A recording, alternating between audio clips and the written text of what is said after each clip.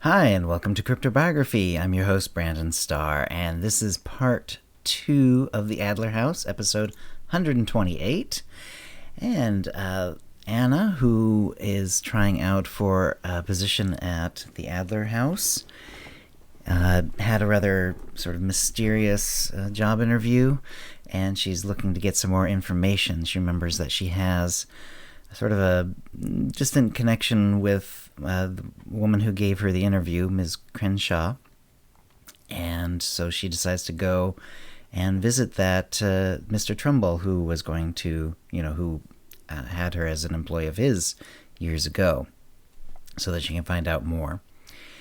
And if you have any comments or questions about this episode or previous episodes, cryptobiography@gmail.com, or hit us up on Facebook or Twitter.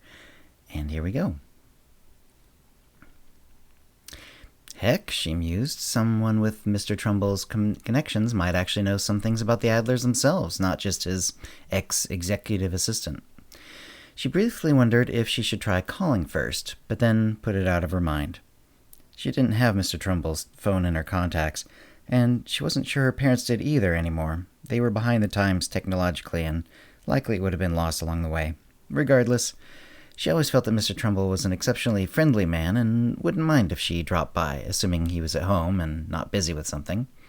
She would take a chance. When she arrived, she couldn't tell if anyone was home. It was the middle of the day, and they might not have had any lights on. Anna knew it was a they. Mr. Trumbull had a wife, though she didn't know her, and if she had ever heard her name, she had forgotten it.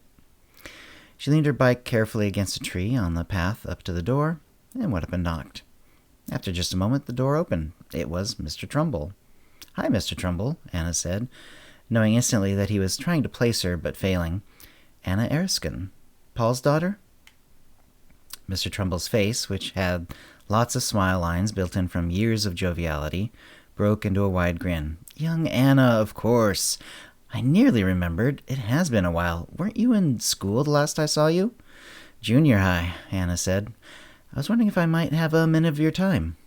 "Of course, and please, call me Jim," he said, stepping back to let her inside. "Can I get you something to drink? Maybe an iced tea?" "Iced tea is fine," Anna said. "I have some questions which I'm hoping you can answer for me." "Well, I'll do my best, Anna," he said. She noticed that he used her name, likely an old habit of a born and bred businessman. "But I've been retired a few years now. I might be out of whatever loop you're looking to be filled in on."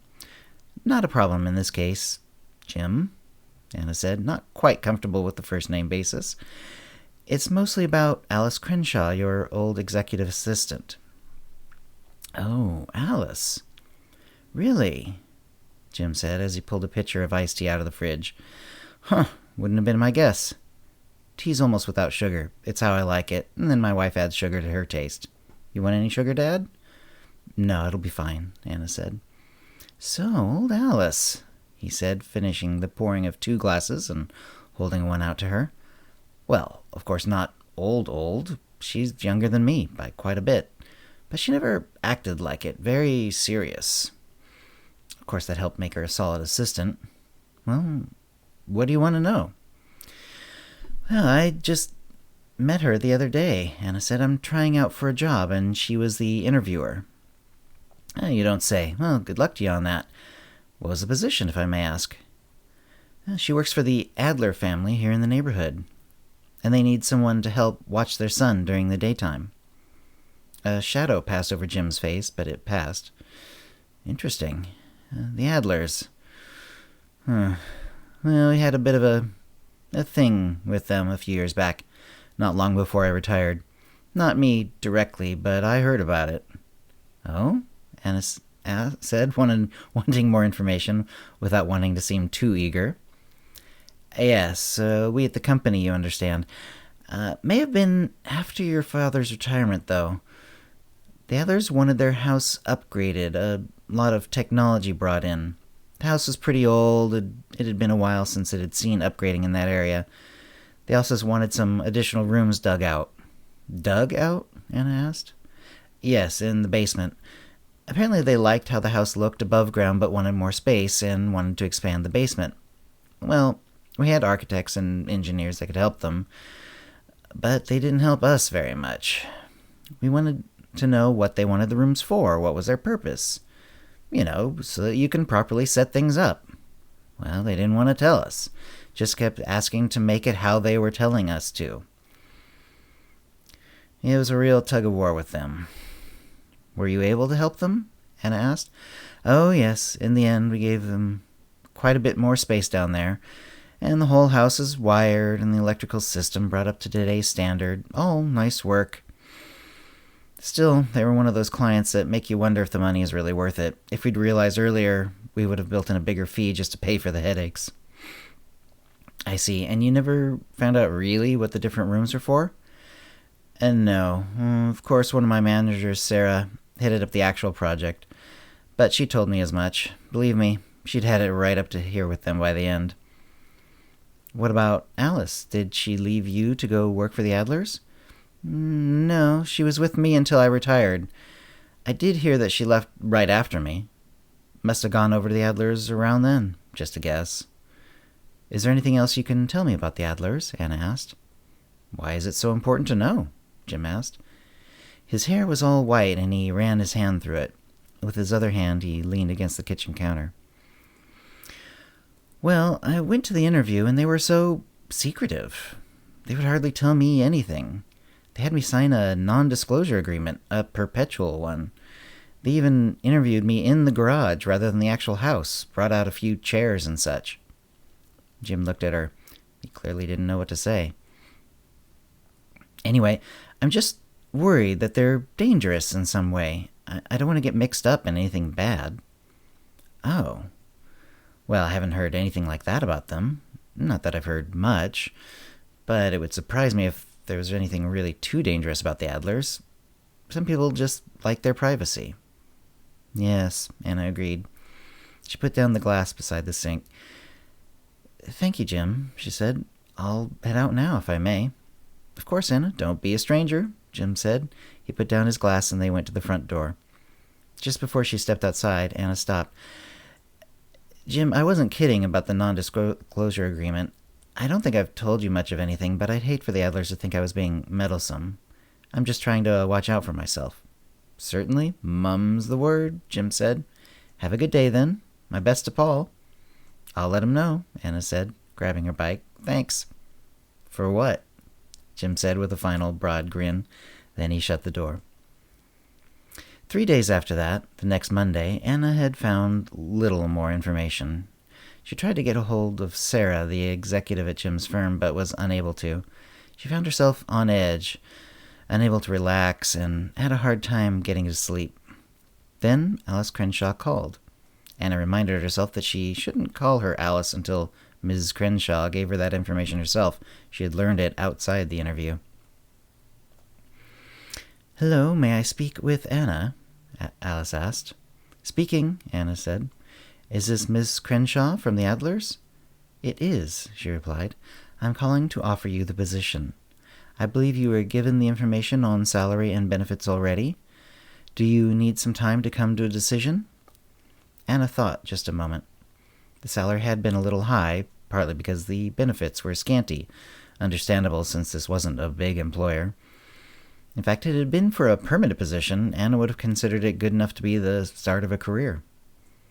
She couldn't think of anything else to ask, but she really wanted the position. It was partly the money, partly curiosity, and partly to stop feeling like a leech living off her parents. I'll take it, she said. Excellent, Alice said. Would you like to start soon, later this week if possible, or if not, perhaps a week from today? I could start Thursday, Anna offered. She would have started immediately if asked, but it would have sounded odd to offer to come over that day. This way she could perhaps look for a few outfits that would make good work clothes. That gave her a question to ask. The clothing I wore at the interview, is that about what you're looking for on a daily basis? I'm not expecting to dress casually, but I'm just wanting to know what you're looking for. Business casual will do fine, Alice replied. We understand that in looking after a child it would be impractical to wear heels, stockings, and so on. But you're right, the Adlers tend towards formality and wouldn't want someone in their employ in their house in t-shirts or jeans. Certainly, Anna said. That's not a problem. Good. If there's ever a question of your wardrobe, I will certainly give you some warning. Any other questions? Since I didn't have a look around the house, does he have lots of books and toys for us to keep him occupied?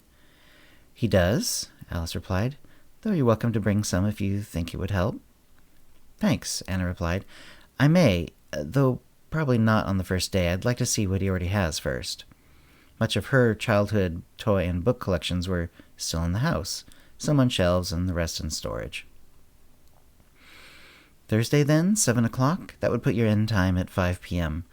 Breaks are few and far between, technically, but you'll find that the boy will give you time to relax. You won't be going non-stop. Thursday at 7, Anne replied. Thank you for the position. Goodbye. Goodbye, Alice replied, and they hung up. Anna woke up early, well before her alarm. She knew she was keyed up. She might feel tired later, but at that moment, getting out of bed, she was excited.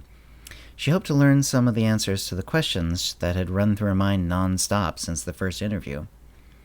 She got there 10 minutes early. She wanted it to be early enough that they knew she was a go-getter, but not so early that they might not be ready for her.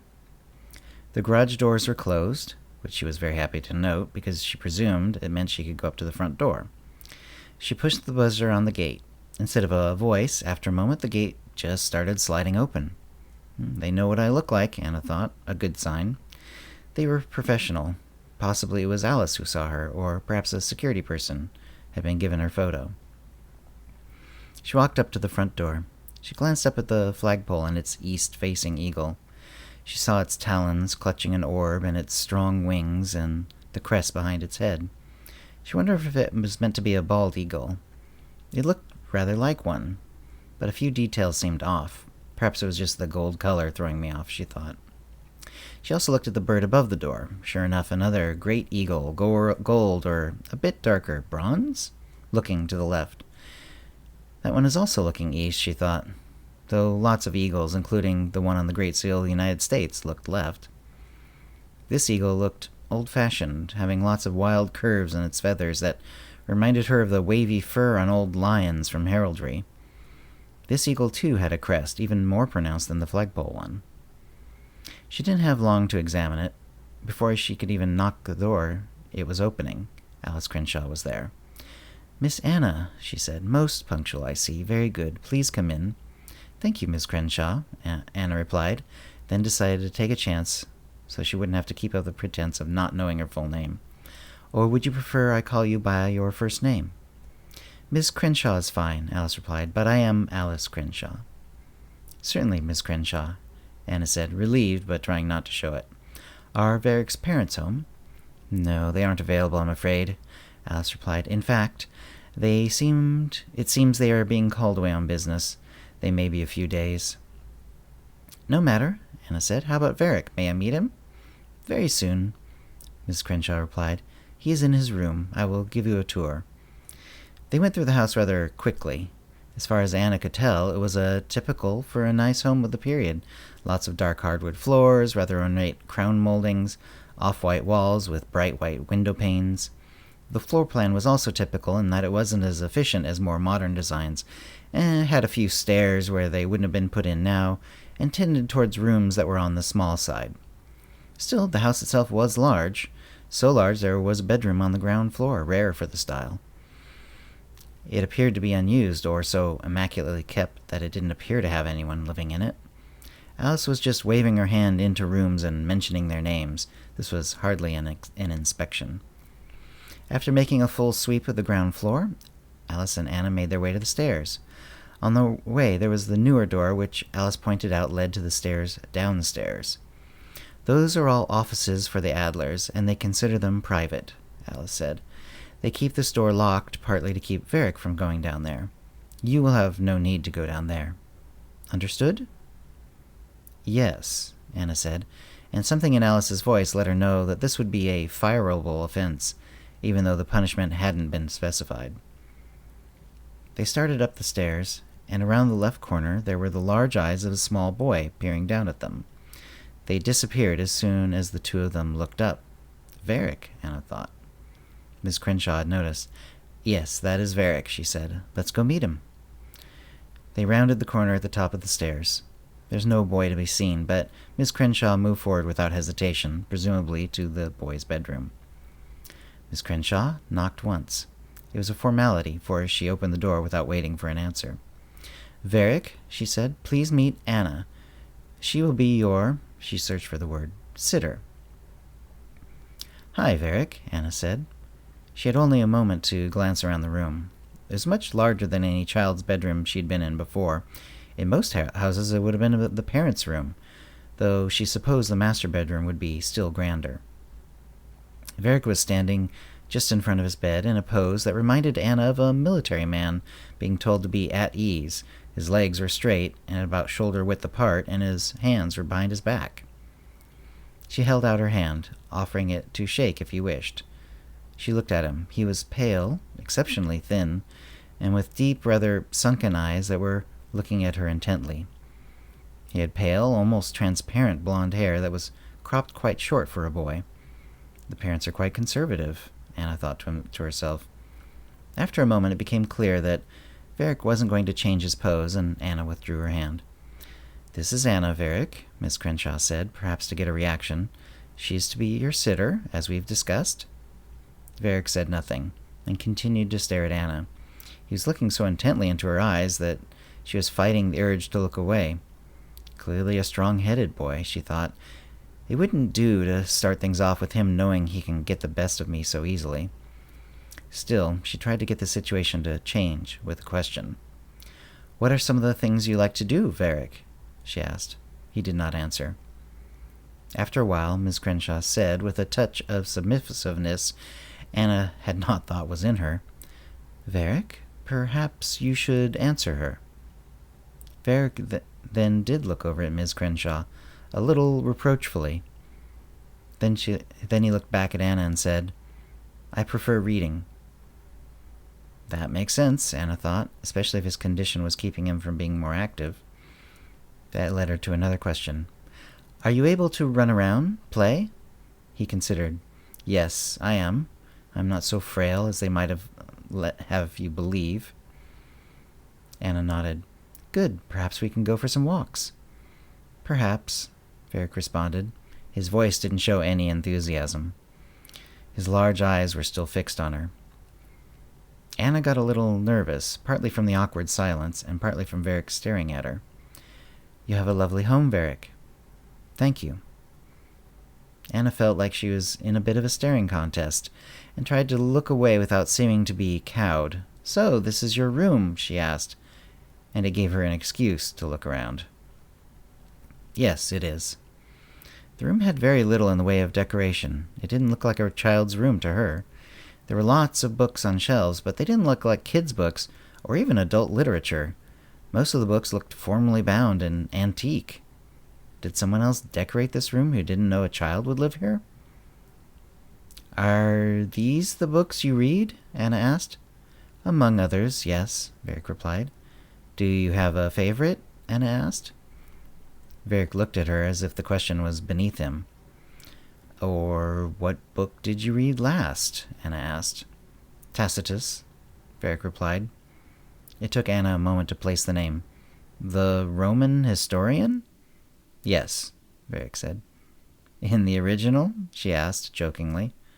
Yes, Varric said. Really? Anna said. Varric walked over to the bookcase, took one out, and brought it to Anna. Really? He replied. She looked down at it.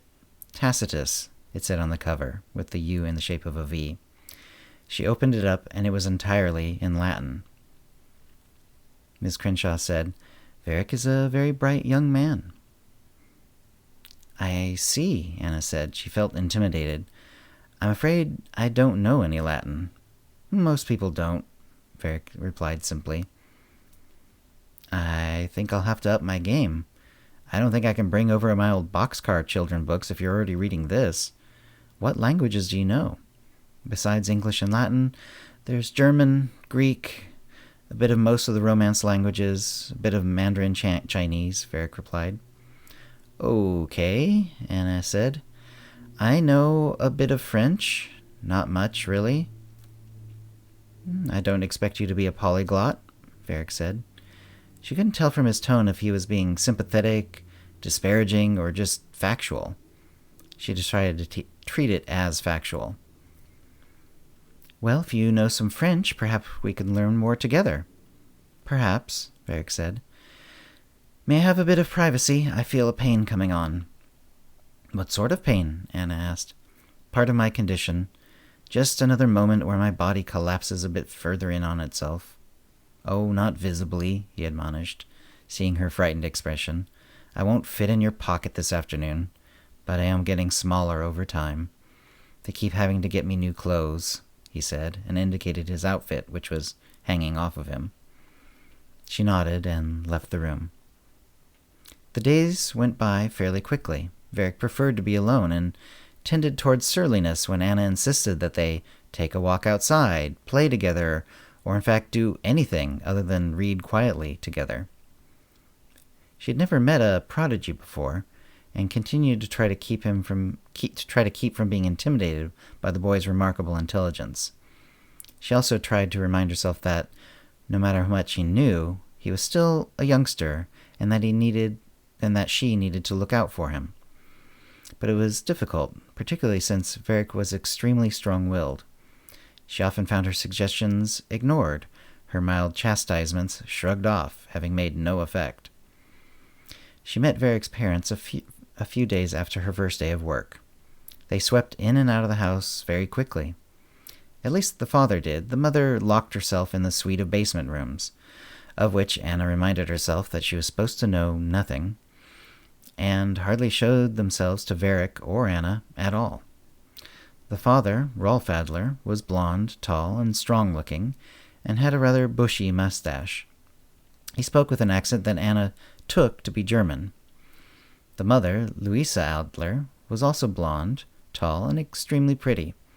She spoke with an English accent. But given her Germanic name, Anna thought it was likely that she had simply learned English somewhere and where the British accent was typical, and had done so without picking up a Germanic accent. But she learned little else about them, only seeing them irregularly over the coming weeks. The hours were long, adding up to 60 hours per week. But since she knew the job would not last forever, it didn't feel like a burden. She did notice Varric seeming to shrink slowly over the weeks. She assumed it would be hardly noticeable, but it was. Soon he was wearing different clothes. His head shrank only slightly, but his body was practically wasting away. It was so sad, she thought more than once, that such a bright young boy was doomed. So much learning would go to waste. For she held out no hope that his parents, whatever efforts they were making on finding a cure, would be successful. Surely the boy was months, perhaps only weeks away from something in his body giving way and killing him. And that's the end of the episode this week. The next week will be part 3, and it will finish up the Adler House. Hope you're enjoying it. Lots of mysteries still abound in the story, obviously. And I'm enjoying going back on this one. I have been making some progress on my writing project as well, where I'm setting up to write a longer piece. But still have quite a bit of work to do on that as well. Anyway, I hope you enjoyed it, and we'll see you next week. Copyright 2019, CryptoBiography LLC, all rights reserved. Characters and events are fictional, fictionalized, or satirical.